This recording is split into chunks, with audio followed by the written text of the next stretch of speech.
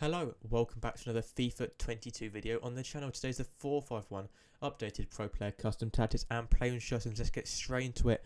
A nice attacking formation for today. Not a formation you see many people using in game, but if you use it right, it can be very good. Better than you're expecting probably. So let's get in with the custom tactics, then we'll get on to the instructions. So top 200, these are pro players, top 200 in the world. Let's get straight into it. Defensive style, we're going to be sticking with balance. Now, it's quite an attacking formation. It's a very attacking formation, you can see by the shape. We've got very little defensive players in the midfield.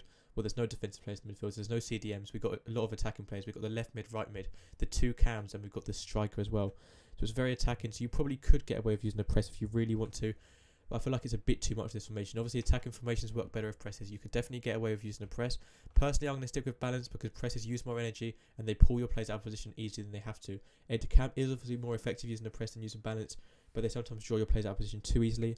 And this formation, you cannot afford to move players out of position. If we say go with a good formation to use a press with, say the 4-2-2, you can sort of afford to draw some players out of position because you've sort of got a backup every time. You've got the CDMs covering the defence as well.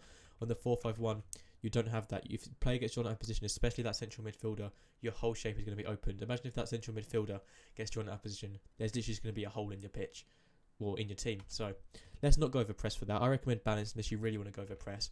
For the width, we're using 45 to bring it slightly narrower when you're defending. Squeezing that little bit tighter, just making it slightly harder for the opposition to break through the middle because it's very open in the middle and you don't want them just running straight through the middle. Depth on 50, just keeping it nice and balanced. Not playing too high line, but not playing too deep either. That way, just sort of sitting back, letting them have all the possession. So playing a nice even line. They're quite balanced, keeping it today. With the build-up play, we're going to be using balance. Fast build-up can work quite well with this formation. But post-patch, fast build-up has for some reason just been deleted from the game. It's just awful now. It used to be really good with the 4-1-2-1-2 second. Also, the 4-5-1 worked quite well. For some reason, fast build-up apparently they just don't like it anymore. They've just pretty much just made it shit, pretty much. So long ball is sort of another option if you want to go with long ball, but it can be very predictable, especially when you're playing sort of the higher divisions. So personally, I give it a go with balance to have more freedom on the ball, also make it more unpredictable for your opponents. Direct passing we're using on the chance creation, pretty much like always, it's sort of forward runs or direct passing. I recommend always having at least one of these two on possession. Don't even think about it. Balanced, it's okay, but direct passing or forward runs do what you want.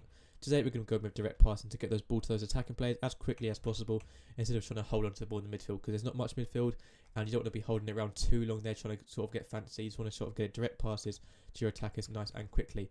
Width on 50, keeping the shape. You can go with 60 if you sort of want to push out those left mid and right mid up against the touchline, but it can sort of push the formation out a bit too wide sometimes. Personally, I go stick it on default with 50. If we bring it too narrow, those wide players are going to be ineffective, so keep it 50, keep the shape the same as it is default. Players in box on 7 to really push your players forward into the opposition box. Overloading the box, like in real life, on FIFA it just works even better. It's pretty much just like a boosted version of how it works in real life.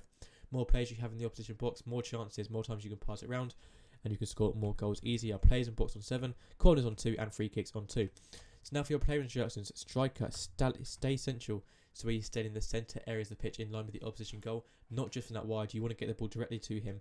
Getting behind, making forward runs behind the opposition defenders and stay forward. So he's always at the top of the pitch and not coming back when defending. So he's always up there when you can get the direct passes to him. For your two cams, I've got Ronaldo and Son here. This is just my recording team. Don't worry about this. I don't actually play this in game. You want stay forward. No, sorry, you want default. I normally go with stay forward on the cam. You want basic defense support this time, but you do want getting into the box across to ensure that you're always overloading the box. That is on both your cams. For your left mid and right mid, I recommend just leaving completely default. You might even want to go stay wide to make sure they're always up against the touchline and not cutting inside.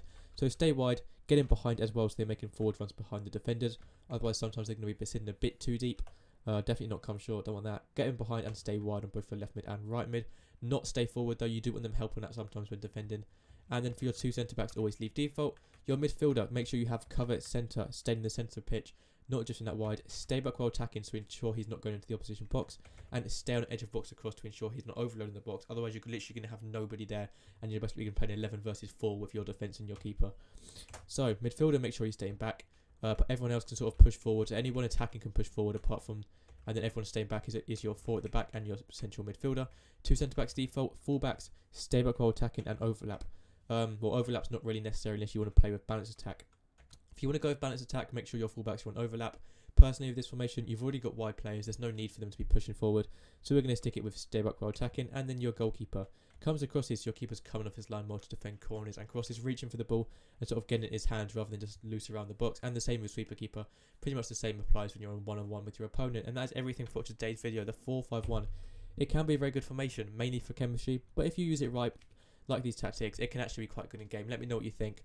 I wouldn't really recommend starting with it, but switching to it, it can actually work quite well.